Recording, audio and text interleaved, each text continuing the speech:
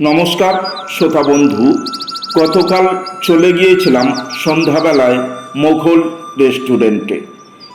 এটি রানিহাটি এবং ধামিসা বাস স্ট্যান্ডের মাঝ বরাবর, জায়গার নাম বটতলা।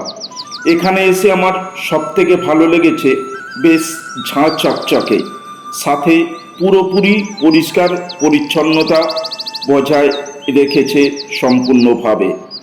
কি কি খাবার পাওয়া যায় এখানে তার লিস্ট এবং সাথে সাথে দামটাও দেখতে পাবেন এই ভিডিওতে দেয়া রইল। এখান থেকে বিরিয়ানি এবং এগরোল নিয়ে গিয়েছিলাম বাড়িতে। সত্যি অসাধারণ স্বাদের খাবার খেলাম বেশ কিছুদিন পর।